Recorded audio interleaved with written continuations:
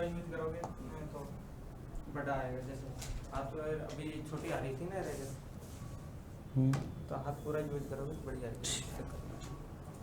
और यहाँ से आएगा, यहाँ से बताना कहाँ से आएगा पेन वगैरह का ऑप्शन। पेन का इधर है। अच्छा यहाँ लिया है उसको, अच्छा अच्छा यहाँ है, ठीक है। और रब करने का है ये, ठीक है। इसको आगे लाओगे कुछ कि यहीं रहेगा ये फिक्स है? शुरू हो गया? कर दिया मैंने, चालू है। अब करते शुरू, अब तो अब अपन बात कर रहे थे रिकॉर्डिंग है, कोई दिक्कत नहीं है। वैसे रिकॉर्डिंग लाइव कर दिया वो अपना। तो कट कर दोगे उसको, ठीक है। नमस्कार सभी को, मैं लोकेंद्र इंदौलिया और आज की क्लास में हम आपके पढ़ने वाले हैं भारत का अफवाह तंत्र। बहुत ही इंटरेस्टिंग आपके टॉपिक है, लेकिन बच्चों को बहुत आपके टफ़ लगता है। और टफ़ इस वजह से लगता है कि उनको आपके सिस्टमेटिक तरीके से आपके प्रोवाइड नहीं करवाया जाता है। तो आज की क्लास में प्रिय छात्रों, हम इस टॉपिक को आपके बहुत ही सिस्टमेटिक तरीके से आपके अध्ययन करने वाले हैं और साथ ही साथ में पूरे डायग्राम के साथ पढ़ने वाले हैं, क्योंकि आपने कहावत सुनी होगी कि कोशिश करने वालों की कभी हार नहीं होती है। लेकिन मैं इस शब्द के काफ़ी खिलाफ हूँ और मैं हमेशा ये कहता हूँ कि कोशिश करने वालों की तो हमेशा हार ही होती है। क्योंकि यदि आप कहते रहेंगे कोशिश करने वालों की हार नहीं होती है तो ही आपको पॉजिटिव एनर्जी मिलेगी। जैसे आपने कभी, आपके पापा ने अपनी मम्मी से कभी नहीं कहा होगा कि चलो आ जाओ प्यार करने की कोशिश करते हैं, वहाँ सीधा एक ही शब्द कहते हैं कि आ जाओ प्यार करते हैं। कभी आपके घर वालों ने कभी ये नहीं कहा होगा कि चलो हम आपके खाना खाने की कोशिश करते हैं, हमेशा यही कहते हैं कि आजा बैठ के खाना खाते हैं। तो ऐसे ही हमको आपके मेहनत जो करनी है, नौकरी की जो आपकी तैयारी करनी है, उसकी कोशिश नहीं करनी है, बल्कि 100% आपके रिजल्ट देना है और सफल हमको होना है। ये काफ़ी इम्पोर्टेंट होता है। आपने पुराने ज़माने में देखा होगा, अब तो 1972 के बाद आपके सर्कस वगैरह में आपके वन्यजीवों का उपयोग करना बंद कर दिया है, लेकिन उनसे पहले आपने देखा होगा एक बंदा होता था जो अपने आँख पे पट्टी बांध के रखता था ब्लैक कलर की, और एक पैनी छुरी होती थी उसके हाथ में, और उसके 20 फीट दूर एक लड़की खड़ी हुई होती थी और उस लड़की के आपके जो सिर होता था उस पर एप्पल रखी रहती थी, और लड़का आपके 20 फीट दूर से आपके छुरी चाकू मारता था और एप्पल के 2 टुकड़े कर देता था। लेकिन यदि वो लड़की से आपके ये कहे कि मैं कोशिश कर रहा हूँ तो यहीं खड़ी रहना, तो इम्पॉसिबल, वो लड़की खड़ी नहीं रहेगी। क्योंकि उस लड़की वो आपकी खड़ी इसी वजह से है क्योंकि 100% उसको कॉन्फिडेंस है उस लड़के को कि मेरा जो चाकू है वो इसके फेस पे नहीं बल्कि आपके एप्पल में जाके लगेगा। लड़की को कोई क्षति नहीं होगी, लड़की को भी 100% कॉन्फिडेंस है, इसी वजह से आपकी लड़की आपके 20 फीट दूरी पर खड़ी हुई है। और हमेशा आपकी जो चॉइस होती है वो एक रखनी चाहिए आदमी को, डबल चॉइस आपके नहीं रखनी चाहिए कि ये कर लेते हैं वो कर लेते हैं, नहीं, एक चॉइस बना के रखो, बस 100% यही वर्क करना है, हमें वही आपको काम करना है। चॉइस कभी आपके डबल नहीं रखनी चाहिए कि first grade second grade read, बस एक मानस बना लें, आपको रीड क्वालिफाई करना है, फर्स्ट ग्रेड क्वालिफाई करना है, सेकंड ग्रेड क्वालिफाई करना है, कि आपको पटवारी बनना है, कि आरएस फाइट करना है, कि आईएएस बनना है, वो एक ही चॉइस होनी चाहिए। डबल जो चॉइस होती है वो बंदे आपके कभी लाइफ में आपके सक्सेस नहीं होते हैं। तो चॉइस हमेशा कितनी रखनी चाहिए? एक रखनी चाहिए। प्रिय छात्रों, मैं आज की क्लास में आपको बताने वाला हूं भारत के अफवाह तंत्र में, और अफवाह तंत्र की सबसे इंपॉर्टेंट आपकी जो नदी पढ़ने वाले हैं उसमें है भारत का अफवाह तंत्र की सबसे पहले गंगा नदी का अफवाह तंत्र। काफी देव नदी है, पवित्र नदी के नाम से फेमस है आपकी गंगा नदी। लेकिन अब हम यहां पढ़ने वाले हैं कि गंगा का निर्माण कितनी धाराओं से होता है और किस तरीके से आपकी गंगा का निर्माण मूल रूप से कहां पर होता है, इसके बारे में अध्ययन करने वाले हैं आज की क्लास में। देखते हैं पहला पॉइंट। ठीक है, देखते हैं आज की आपकी क्लास में।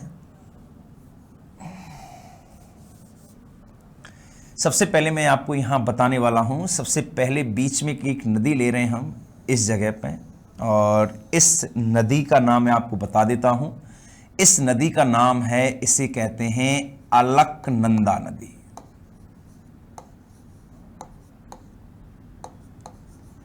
अलकनंदा नदी।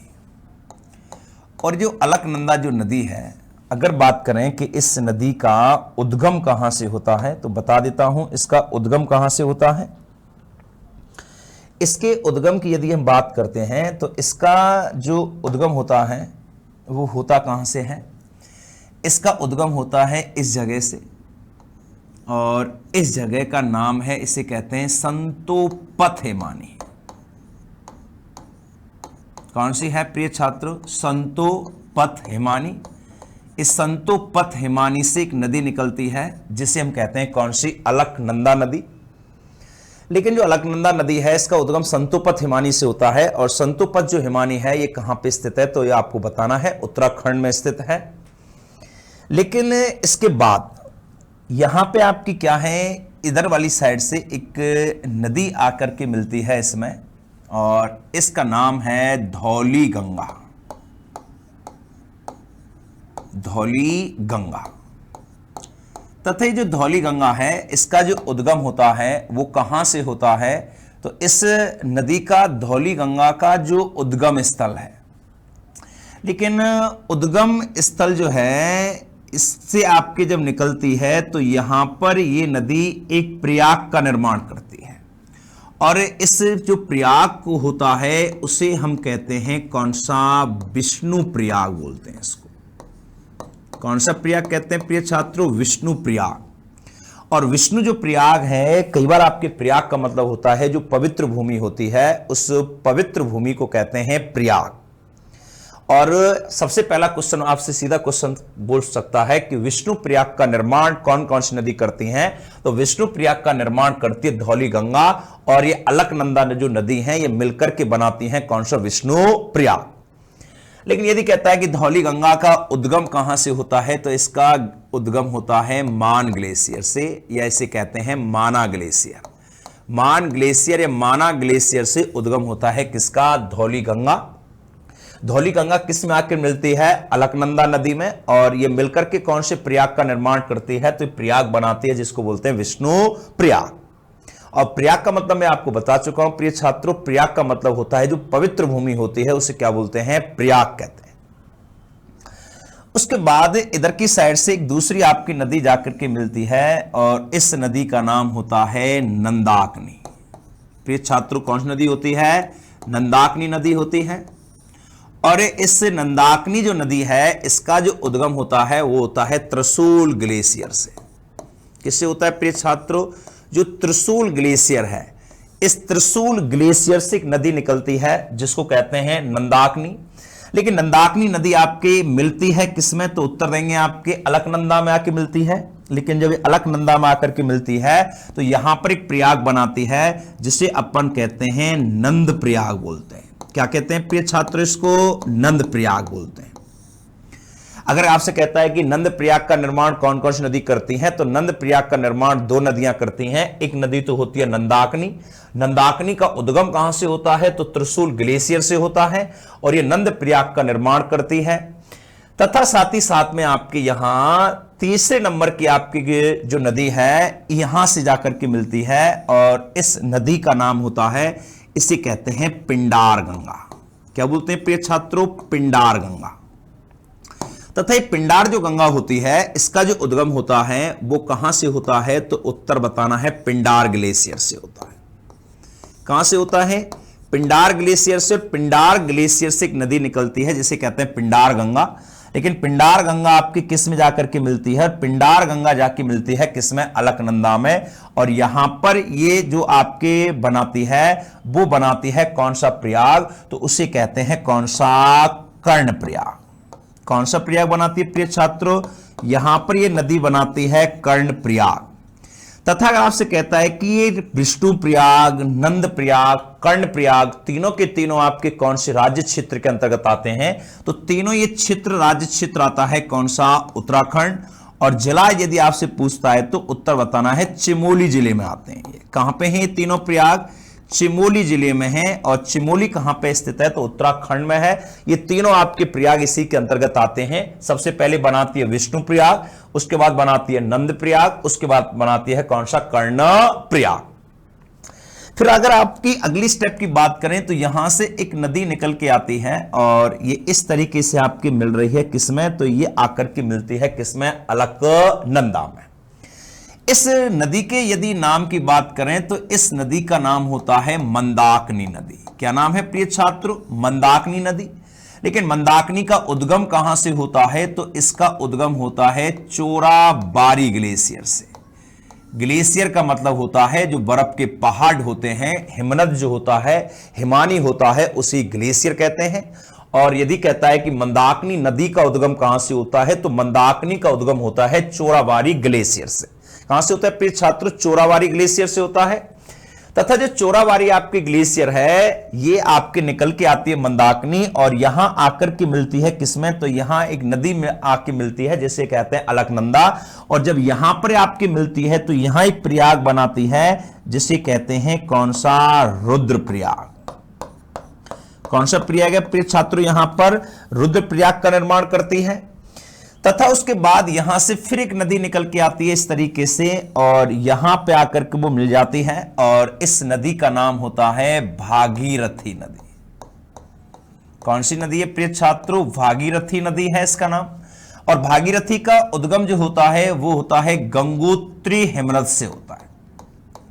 गोमुख के निकट आपके गंगोत्री हिमनद है, उस गंगोत्री हिमनद से एक नदी निकलती है जिसे कहते हैं भागीरथी नदी।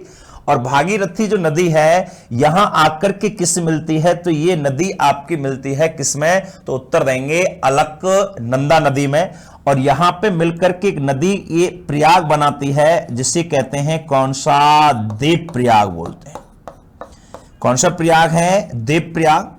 और ये रुद्रप्रयाग और जो देव प्रयाग हैं ये तीनों कौन से राज्य क्षेत्र के अंतर्गत आते हैं, तो ये राज्य क्षेत्र है कौन सा? उत्तराखंड का। और यदि कहता है कि जिला कौन सा है, तो ये जिला आपको बताना है टेहरी गढ़वाल या टेहरी जिला है। ये टेहरी जिले में दो आपके प्रयाग हैं। प्रयाग का मतलब मैं पहले बता चुका हूं, प्रयाग का मतलब होता है जो पवित्र भूमि होती है उसे हम क्या कहते हैं? प्रयाग कहते हैं। क्या कहते हैं? जो पवित्र भूमि होती है उसे प्रयाग बोलते हैं अपन। और यहां प्रयाग है एक तो रुद्रप्रयाग और इसके नीचे है कौन सा? देव प्रयाग। ये दोनों आपके प्रयाग आपके कौन से स्टेट में आते हैं? उत्तराखंड के अंतर्गत आते हैं। और जिला कौन सा आता है? टेहरी। लेकिन इस जगह पे आकर के आपकी जो नदी है इसका नाम परिवर्तित हो जाता है और जब ये नदी यहां से आगे बहती है तो ये बहती है गंगा नदी के नाम से। यदि आपसे कहता है कि गंगा का निर्माण कहां पे होता है, तो गंगा का जो निर्माण होता है वो कहां पे होता है? देव प्रयाग पर होता है। लेकिन आपने सोचा होगा आपके जब ये भागीरथी नदी और अलकनंदा मिलती हैं तभी आपके इसका गंगा निर्माण क्यों होता है? उससे पहले आपकी बहुत सारी नदी आपके मिली हैं किसमें? आपके अलकनंदा में। तो यहां पे तो नाम परिवर्तित नहीं हुआ भाई। आपके यहां पे धौली गंगा मिली है, नंदाकिनी मिली है, पिंडार गंगा मिली है, इधर से आपकी मंदाकिनी नदी आके मिली है। तो आपके हमेशा ये नदी अलकनंदा के नाम से बह रही थी। लेकिन आपके ऐसा क्या हुआ कि देव प्रयाग उत्तराखंड में आकर के जब भागीरथी नदी अलकनंदा में मिली तो आपकी नदी का नाम ही चेंज हो गया। लेकिन आप याद रखें हमेशा नदी उस नाम से बहती है जिसकी गहराई सबसे ज्यादा होती है। जिस नदी की गहराई सबसे ज्यादा होगी हमेशा नदी उसी नाम से बहती है। तो यहां पे लेकिन कई बार ऐसा होता है कि जब दो नदियां होती हैं और दोनों की गहराई कैसी होती है? समान होती है। और प्रिय छात्रों जो दो नदियां होती हैं और दोनों की जब गहराई आपकी कैसी होती है? समान होती है। तो ऐसी कंडीशन में नदी का नाम क्या हो जाता है? परिवर्तित हो जाता है। अगर आपके असमान गहराई है तो ऐसी कंडीशन में जिसकी गहराई सबसे ज्यादा होती है नदी उस नाम से बहती है। लेकिन अगर दोनों नदियों की गहराई समान है तो ऐसी कंडीशन में आपकी क्या हो जाता है? नदी का नाम परिवर्तित हो जाता है। और वही सेम ऐसा यहां पे आपके घटित हुआ है क्योंकि यहां पर भागीरथी नदी की और अलकनंदा की दोनों की आपकी गहराई कैसी है? समान है। इस वजह से आपके इस नदी का नाम परिवर्तित हो जाता है। और नाम परिवर्तित होने के बाद ये नदी आपके यहां पर किसके नाम से बहती है? तो याद रखेंगे किसके नाम से बहती है? गंगा नदी के नाम से। अगर आपसे कहता है कि गंगा जो नदी है वो आपके पहाड़ों से उतर करके मैदानी भागों में कहां से प्रवेश करती है? तो ये गंगा नदी आपके पहाड़ों से उतर करके मैदानी भाग में जो प्रवेश करती है वो आपके कहां से करती है? तो हरिद्वार से करती है। कहां से करती है प्रिय छात्रों? जो हरिद्वार होता है उस हरिद्वार से ये नदी आपके मैदानों में प्रवेश करती है। इस क्योंकि आपकी ये जो नदी है हरिद्वार से पहले पहाड़ों पर बहती है। लेकिन पहली बार मैदानी भाग में जो एंट्रेंस करती है, प्रवेश करती है, वो कहां से करती है? तो याद रखेंगे हरिद्वार से आपकी नदी मैदानी भागों में बहना क्या कर देती है? शुरू कर देती है। लेकिन इसके बाद इधर से एक नदी और आती है जिसे अपन कहते हैं, उसका नाम होता है यमुना नदी। और जो यमुना नदी है, इसका यदि पूछता है कि उद्गम कहां से होता है, तो इसका उद्गम होता है यमुनोत्री हिमनद से। यमुनोत्री हिमनद है एक बंदरपुर श्रेणी के पास में, उत्तराखंड में, वहां से एक नदी निकलती है यमुना। और यमुना जो नदी है वो आपके गंगा की सबसे लंबी सहायक नदी कहलाती है। अगर कहता है कि गंगा की सबसे लंबी सहायक नदी कौन है? यमुना। और यदि कहता है कि गंगा की सबसे पश्चिमी सहायक नदी, आप देख रहे होंगे इधर से आपके पश्चिम वाली साइड में अगर बात आती है कि गंगा की सबसे पश्चिमी सहायक नदी कौन है, तो उत्तर लिखेंगे यमुना नदी। गंगा की सबसे लंबी सहायक नदी कौन है? यमुना नदी। यमुना नदी का उद्गम कहां से होता है? यमुनोत्री हिमनद, जो बंदरपुर श्रेणी के पास स्थित है। तथा ये नदी आपके जब गंगा में मिलती है तो यहां पर एक आपके बनाती है प्रयाग, उसे कहते हैं प्रयागराज। क्या बनाती है? प्रयागराज। और जो प्रयागराज है ये कहां पे है? तो उत्तर प्रदेश के अंतर्गत आता है। और प्रयागराज का निर्माण कौन कौन सी नदी करती है? तो इधर से तो आती है कौन? यमुना। यमुना को कहते हैं गंगा की सबसे लंबी सहायक नदी, गंगा की सबसे पश्चिमी नदी कहते हैं इसको। और ये मिलकर के आपकी प्रयाग बनाती है जिसका नाम होता है प्रयागराज। और प्रयागराज कहां पे है? उत्तर प्रदेश के अंतर्गत आता है। अब देखते हैं यहां पे ये गंगा नदी आपकी कुल कितने राज्यों में बहती है? तो अब देखो दो राज्य आगे निकल के, एक तो ये नदी बहती है कहां पर? उत्तराखंड में। और उत्तराखंड से नदी बहती है कहां पर? उत्तर प्रदेश में। लेकिन यदि आपसे कहता है कि ये नदी उत्तर प्रदेश में कहां से प्रवेश करती है, उत्तर प्रदेश में कहां से बाहर निकलती है, तो ये बिजनौर से बलिया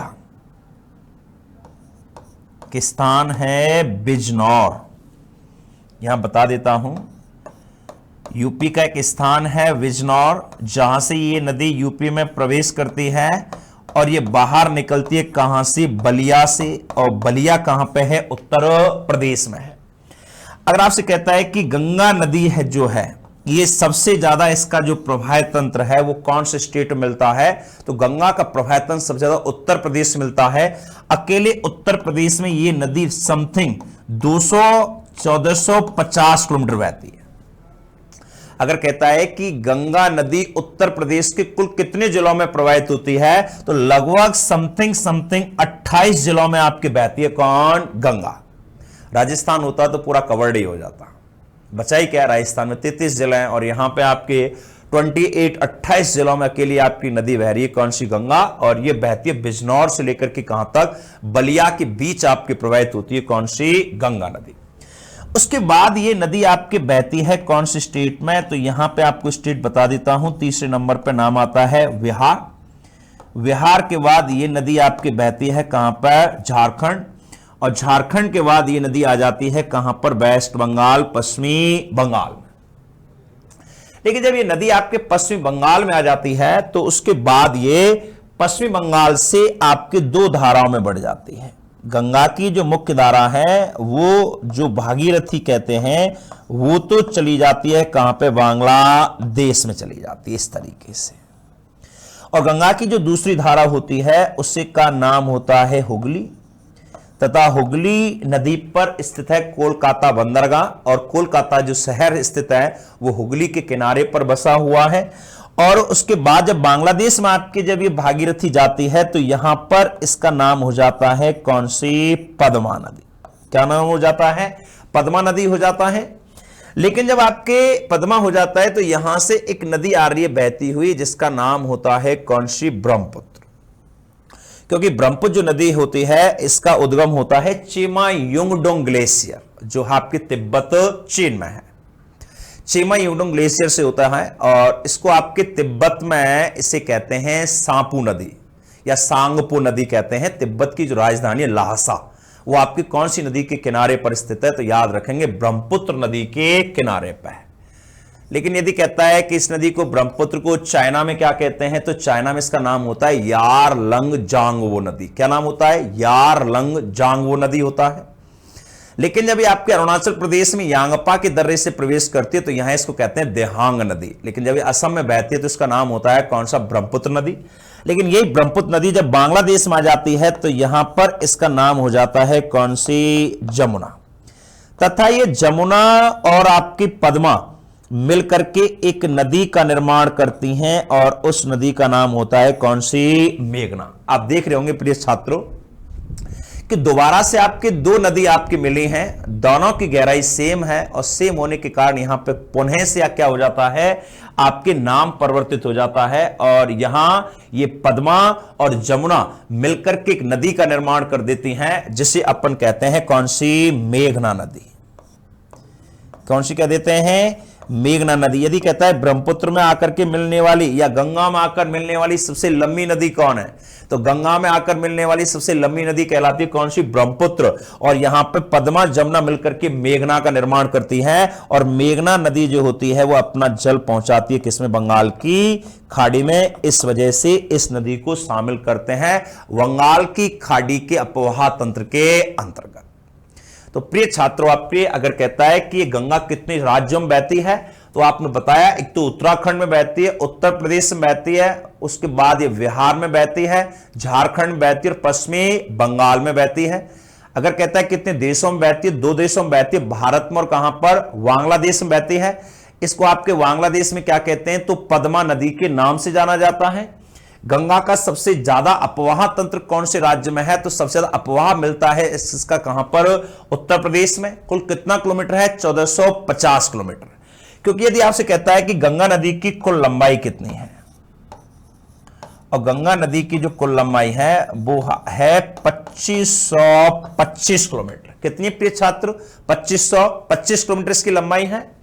तथा ये आपके 1450 किलोमीटर के लिए उत्तर प्रदेश में बहती है। उत्तर प्रदेश के कितने जिलों में बहती है? 28 जिलों में बहती है। कहां से कहां बहती है? तो बिजनौर से लेकर के और कहां तक बहती है? बलिया के बीच बहती है। लेकिन आपने एक भागीरथी नदी में एक नदी और पढ़ी होगी जिसका नाम होता है वीलांगना नदी। कौन सी प्रिय छात्रों? वीलांगना नदी। और भागीरथी में वीलांगना जहां पे मिलती है वहां पे एक बांध बना हुआ है जिसको कहते हैं टहरी बांध। और ये टहरी बांध आपकी कहां पे है? टहरी गढ़वाल फ्रॉम उत्तराखंड में। इसे कहते हैं भारत का सबसे ऊंचा बांध। यदि आपसे कहता है कि भारत का सबसे ऊंचा बांध कौन सा है, तो भारत का सबसे ऊंचा बांध कहलाता है टहरी बांध। टहरी बांध कौन कौन सी नदियों के संगम पर स्थित है? तो भागीरथी और में जहां 62 मिलती है वहां पे स्थित है टहरी बांध। इसे भारत का सबसे ऊंचा बांध कहते हैं और इस बांध की ऊंचाई है कितनी? 262 मीटर ऊंचा है टहरी बांध। लेकिन अगर आपसे कहता है कि टहरी बांध भूकंप जोन 5 में बना हुआ है, बहुत ही रिस्की आपके बांध है, अगर आपकी ये बांध टूटता है तो लगभग आपके 50% उत्तर प्रदेश जो है वो आपके क्या हो जाएगा? जलमग्न हो जाएगा। क्योंकि भूकंप जोन 5 में आपके बना हुआ है कौन सा? टहरी बांध। इसे कहते हैं भारत का सबसे ऊंचा बांध। लेकिन एक क्वेश्चन की प्रकृति चेंज हो जाती है।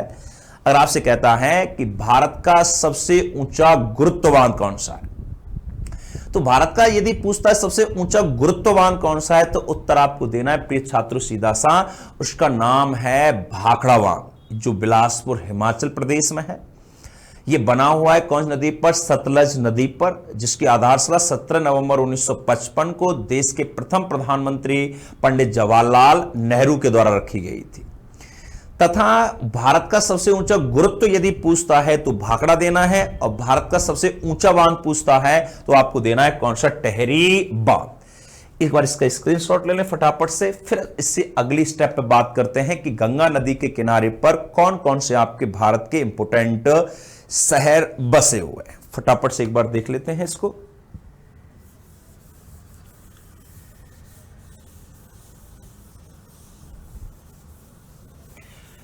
अगले स्टेप पर अपन यहां पढ़ने वाले हैं कि जो नदी है गंगा, इस गंगा के किनारे पर कौन कौन से स्टेटों के कौन कौन से इंपोर्टेंट शहर बसे हुए हैं। देखते हैं पहला स्टेप। डायग्राम से पढ़ेंगे कोई दिक्कत नहीं आएगी, पूरा आपके दिमाग में पूरा सेटअप हो जाएगा। चॉइस वाला मैटर है, चॉइस डबल आपको बिल्कुल दिमाग में नहीं रखनी। ऐसे एक राजा था जिसके पास 500 की सेना थी, एक राजा था जिसके पास 50,000 की सेना थी, और 50,000 की जिसकी सेना थी उसने आपके राजा को, छोटी रियासत के राजा को मैसेज भिजवाया कि हम आपको संडे पर आक्रमण करने वाले हैं। तो संडे को जब आक्रमण करने वाले थे तो वहाँ का राजा टेंशन में आ गया कि अगर वो आपके संडे को अगर आपके यहाँ पर आते हैं तो ऐसी कंडीशन में अपन जो हैं वो आपके युद्ध हार जाएंगे। तो उसने अपनी पूरी सभा बुलाई वहाँ पर, और सभा बुलाने के बाद आपके उन्होंने डिसाइड किया कि भाई बताओ, अपने मंत्री वगैरह से पूछा क्या करें, इतवार को आक्रमण करने वाला है, 500 की सेना है, पराजित हो जाएंगे हम तो बुरी तरीके से। तो उनके प्रकांड विद्वान थे, उसने कहा कि सर आपके वो संडे को आक्रमण करने वाले हैं और हम आपके फ्राइडे शुक्रवार को उन पर आक्रमण कर देते हैं।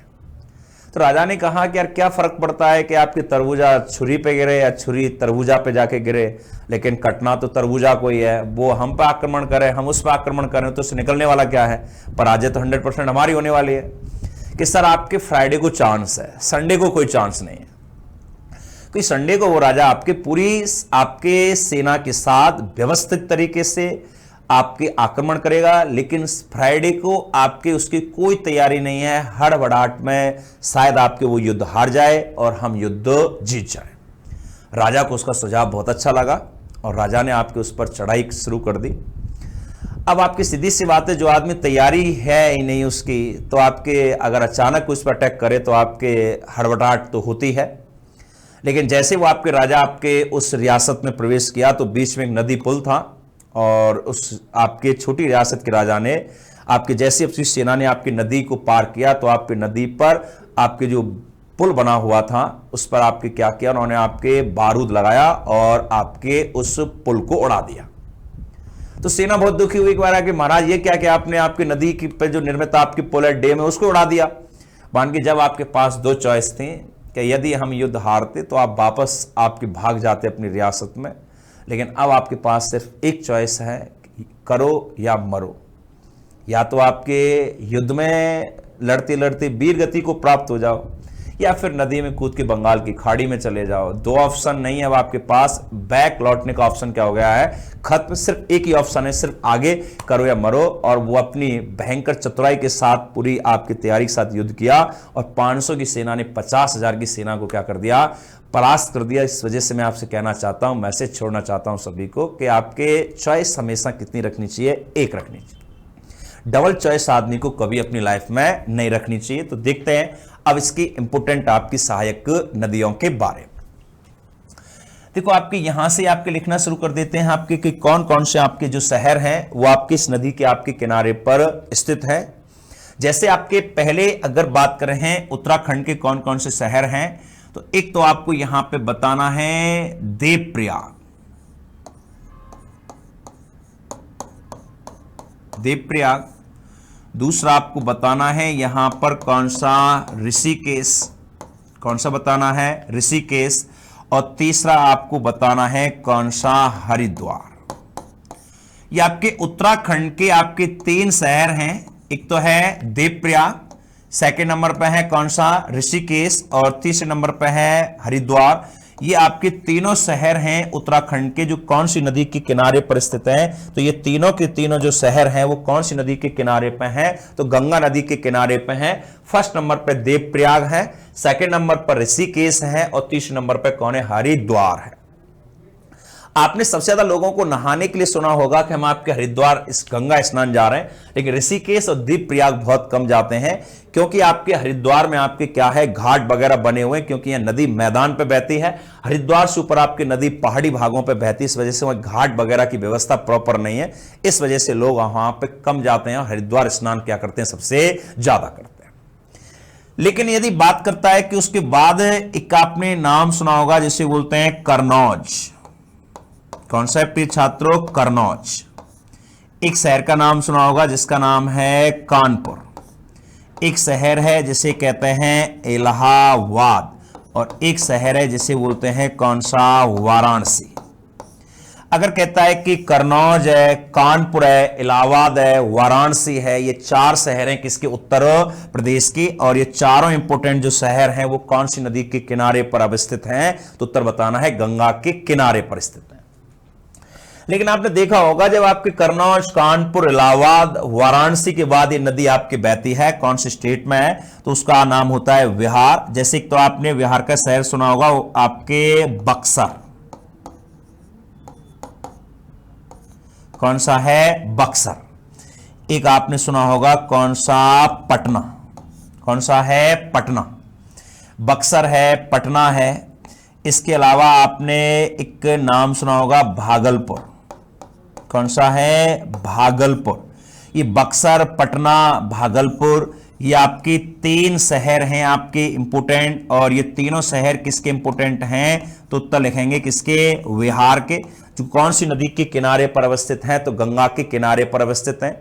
लेकिन आपने देखा होगा प्रिय छात्रों के लोग आपके क्या है, जब गंगा स्नान की बात आती है तो प्रीफर आपके किसको करते हैं, तो प्रीफर आपके किसको करते हैं, हरिद्वार को प्रीफर करते हैं। पटना में जाकर के कोई स्नान करना ही नहीं चाहता है। लेकिन ऐसा क्या कारण है कि लोग आपके पटना में जाके स्नान करना नहीं चाहते हैं, उन्हें क्या प्रॉब्लम आ रही है पटना में आपके जाने में, क्योंकि आपके पटना में गंगा नदी इतनी अधिक आपके प्रदूषित हो जाती है कि उसमें आपके स्नान की करने की किसी की इच्छा ही नहीं होती है। लेकिन क्यों, ऐसा क्या रीजन है कि यहां पे आपकी नदी ज्यादा आपकी मात्रा में प्रदूषित हो जाती है। अब यहां पे देखो प्रदूषित होने का जो मुख्य रीजन है वो आपकी यह है कि आपके ऊपर जो उत्तराखंड वाला पार्ट है, यहां पर आपकी क्या होता है कि नदियां जो है वो आपकी साफ सुथरी है, और साफ सुथरी इस वजह से है क्योंकि यहां पर आपकी साफ सुथरी इस वजह से जनसंख्या का घनत्व कम है। इतनी साफ सुथरी है कि यदि आप यहां पे एक सिक्का भी डालेंगे तो आपके सिक्का आपको गंगा की नदी के पैंदे में, तली में आपको चमकेगा। लेकिन बिहार जाएंगे तो पटना में आपको अगर व्हाइट कलर की स्कॉर्पियो को भी उसके अंदर डाल देंगे तो आपको वो सफाई के साथ दिखाई नहीं देगी, अस्तित्व नहीं दिखाई देगा आपको कि आपके यहाँ स्कॉर्पियो पड़ा हुआ है, क्योंकि यहां पर आपकी जनसंख्या ज्यादा है, और जनसंख्या ज्यादा है इसी वजह से आपके यहां पर क्या होता है, आपके हमें साफ सुथरी गंगा यहां पर दिखाई देती नहीं है। तथा एक शहर और है आपके यहां पे छपरा, कौन सा है प्रिय छात्रों, छपरा। ये बक्सर है, उसके बाद आपके पटना है, आपके छपरा है, ये आपके भागलपुर है। ये 4 आपके शहर हैं इंपोर्टेंट आपके बिहार के, जो इसके किनारे बसे हुए हैं। और अगर वेस्ट बंगाल की बात करते हैं तो वेस्ट बंगाल का एक शहर है मुर्शिदाबाद, कौन सा है प्रिय छात्रों, मुर्शिदाबाद। ये मुर्शिदाबाद है, ये आपके वेस्ट बंगाल का शहर है, जो कौन के किनारे बसा हुआ है, तो गंगा के किनारे। और एक आपके बांग्लादेश का एक शहर है जिसे बोलते हैं कौन सा, ढाका। और बांग्लादेश का एक शहर है ढाका, ये भी आपकी कौन सी नदी के किनारे पर अवस्थित है, तो गंगा के किनारे पर अवस्थित है। तो देखें, मुर्शिदाबाद वेस्ट बंगाल का, बांग्लादेश का ढाका, बिहार का है बक्सर है, पटना है, भागलपुर है, छपरा है, कन्नौज है, कानपुर है, इलाहाबाद है, बनारस है जिसे वाराणसी बोलते हैं, और उत्तराखंड के आपके देवप्रयाग है, ऋषिकेश है, हरिद्वार है। ये आपके इंपोर्टेंट शहर है जो आपकी कौन सी नदी के किनारे पर स्थित हैं, तो उत्तर लिखेंगे किसके किनारे पर हैं, तो गंगा नदी के किनारे पर स्थित है। अब मैं आपको एक बार एक ट्रिक के माध्यम से यह बता देता हूं कि गंगा की आपकी कौन कौन सी राइट साइड की आपकी सहायक नदी है और कौन कौन सी आपकी लेफ्ट साइड की सहायक नदी है। देखते हैं एक बार कौन कौन सी ऐसी नदियां हैं गंगा की जो आपके राइट साइड से आगे मिल रही हैं, और कौन कौन सी ऐसी सहायक नदियां हैं जो आपकी उससे लेफ्ट साइड से आकर के मिल रही हैं। देखते हैं आपकी कौन कौन सी इसकी सी नदियां हैं जो आपकी राइट साइड से आगे मिल रही हैं। राइट साइड से आने वाली देखते हैं कौन कौन सी हैं। जैसे आपके यहां से गंगा देख लेते हैं, ये पूरी देखो, एक तो आपकी इसकी राइट साइड की आपकी नदियां हैं। जैसे यहां पे एक नाम आता है जैसे बोलते हैं रामगंगा, यहां से आगे मिल रही है। एक एक कौन सी, गोमती, यहां से आगे मिल रही है। एक एक कौन सी, घाघरा, गंडक,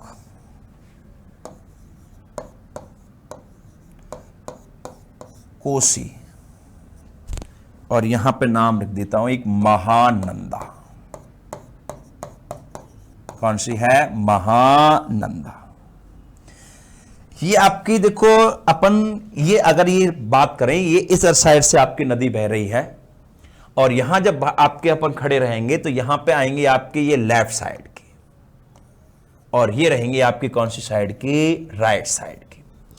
लेफ्ट राइट का डिसाइड कर लें आपकी। जब नदी कोई बह रही है तो यहां पे हम खड़े हुए हैं तो यहां पे रहेगी लेफ्ट साइड और यहां रहेगी राइट साइड। अगर कहता है लेफ्ट का मतलब होता है आपके बायां, ये तो है बाएं तट की सहायक नदी और ये कहलाएंगे आपकी कौन सी? दाएं तट की सहायक नदी। देखो बाएं तट से कौन कौन मिल रही है? रामगंगा मिल रही है, गोमती मिल रही है, घाघरा मिल रही है, गंडक है, कोसी है, महानंदा। लेकिन अगर इधर वाली साइड की बात करते हैं तो यहां से एक तो नदी आपकी जो मिल रही है उसका नाम होता है यमुना नदी। कौन सी होती है प्रिय छात्र? यमुना नदी है। एक यहां से मिल रही है जिसको बोलते हैं आपकी कौन सी नदी है? सोन नदी है। कौन सी है? सोन नदी है। यहां से एक नदी मिलती है जिसे बोलते हैं कर्मनासा। कौन सी है प्रिय छात्रों? कर्मनासा है। एक नदी और मिलती है जिसे बोलते हैं कौन सी? पुनपुन नदी। कौन सी है? पुनपुन। लेकिन आपके इसकी यमुना की सबसे लंबी सहायक नदी कहलाती है जिसका नाम होता है कौन सी? चंबल। एक है आपकी कौन सी? सिंध।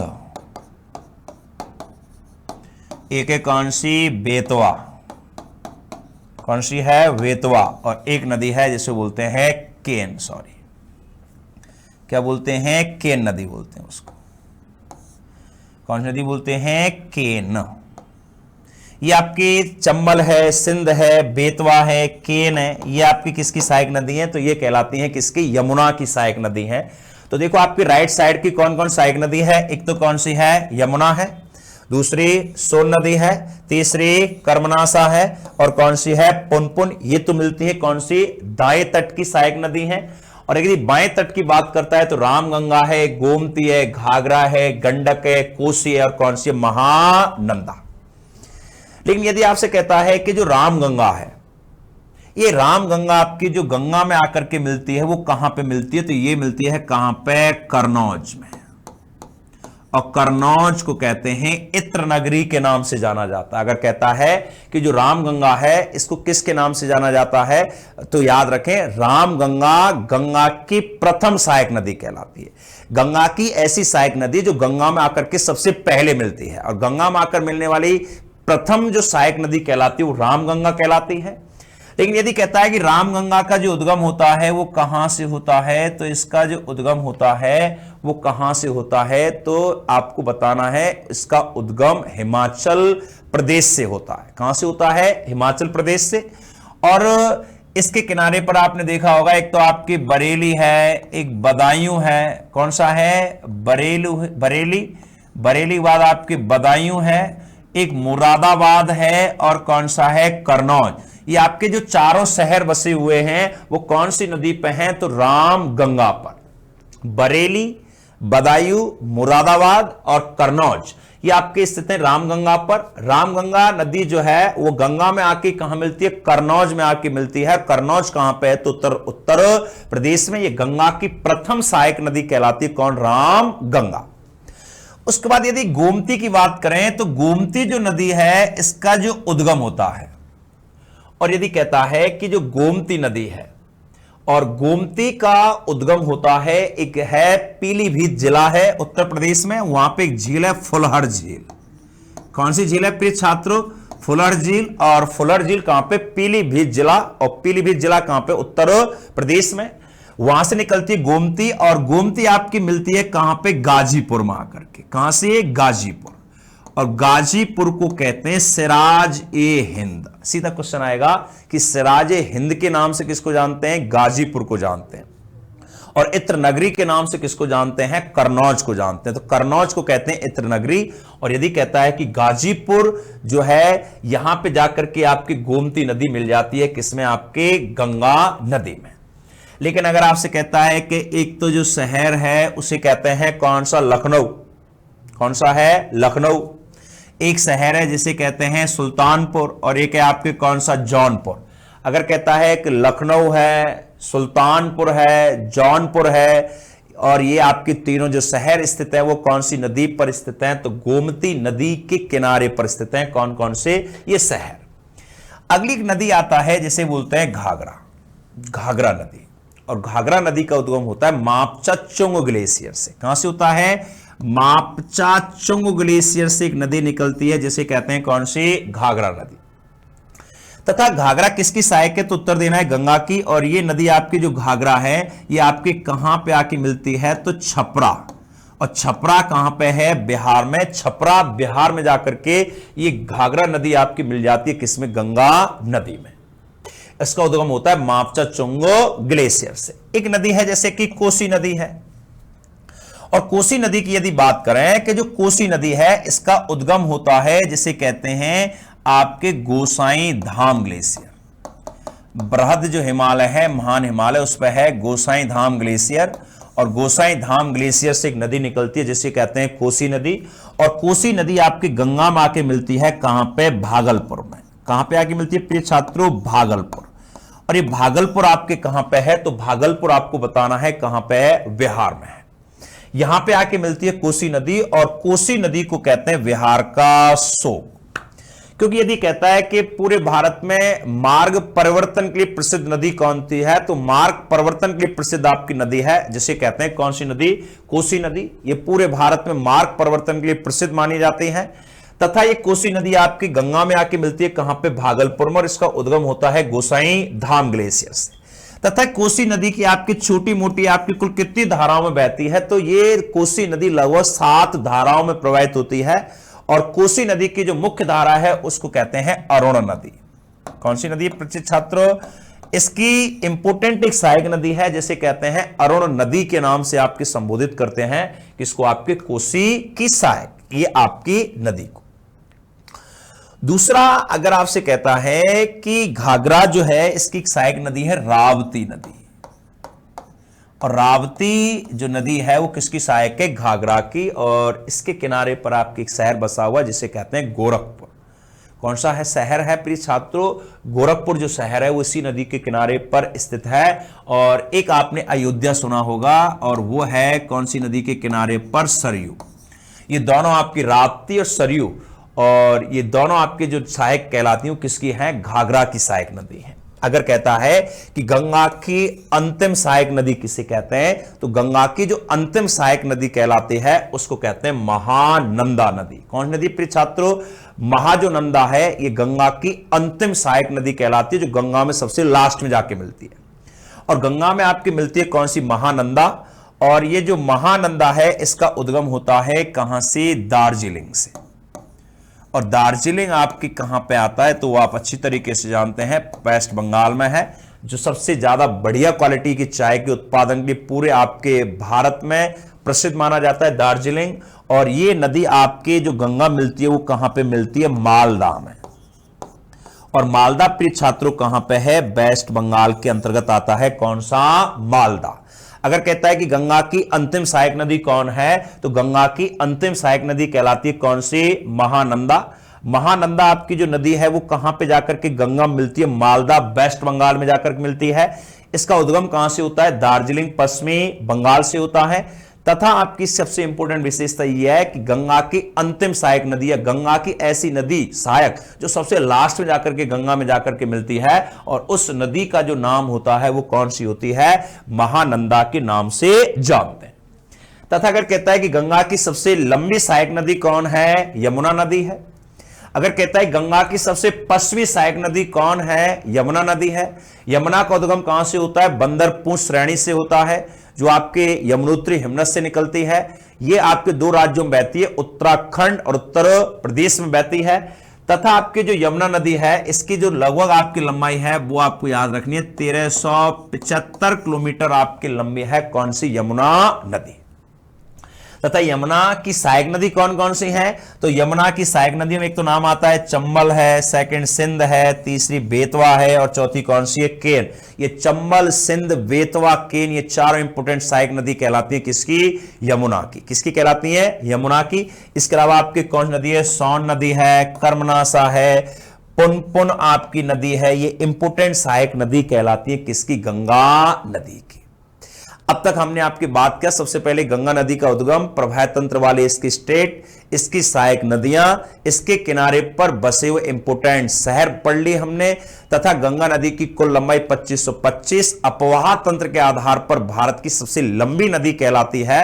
और अपवाह तंत्र के आधार पर भारत की सबसे लंबी नदी के नाम से फेमस है कौन सी? गंगा नदी। कुल लंबाई कितनी बताई थी? 2525 किलोमीटर। तथा अगर कहता है कि जो गंगा नदी है वो आपके कितने राज्यों में प्रवाहित होती है? तो 5 राज्यों में होकर के प्रवाहित होती है कौन सी? गंगा नदी। कौन कौन से हैं? उत्तराखंड है, उत्तर प्रदेश है, बिहार, झारखंड, पश्चिमी बंगाल। तथा गंगा नदी को बांग्लादेश में क्या कहते हैं? पद्मा नदी के नाम से जानते हैं। और पद्मा नदी में आके मिल जाती है कौन सी? जमुना, और मिलकर के क्या बनाती थी? मेघना। और मेघना नदी के माध्यम से पानी जाता है किसमें? बंगाल की खाड़ी के अंतर्गत आता है। गंगा नदी आपके मैदानी भागों में कहां से बहना शुरू करती है? हरिद्वार से बहना शुरू करती है। और गंगा का निर्माण जो होता है वो कहां होता है? देवप्रयाग, उत्तराखंड में 2 नदी आके मिलती हैं। इधर से आती है अलकनंदा, इधर से आती है कौन सी? भागीरथी। और मिलकर के आपकी एक नदी का निर्माण करती है जिसको कहते हैं कौन सी? गंगा नदी। ठीक है, इसके बाद इसके स्क्रीनशॉट ले लें। इसके बाद अपन जो आपके अध्ययन करने वाले हैं वो आपकी नदी पढ़ने वाले हैं सेकंड नंबर पर। और सेकंड नंबर पर आपकी जो नदी रहेगी उसका नाम रहेगा कौन सी? यहां पर सिंधु नदी का अपवाह तंत्र पढ़ेंगे। कौन सा अपवाह पढ़ने वाले हैं हम? सिंधु नदी का अपवाह तंत्र। आज की क्लास यहीं पर ड्रॉप की जाती है। कल पुणे से आपके नवीन आपके विचारों के साथ, नवीन एनर्जी के साथ पुनः मुलाकात करते हैं। सभी को नमस्कार, राधे राधे, जय श्री कृष्ण।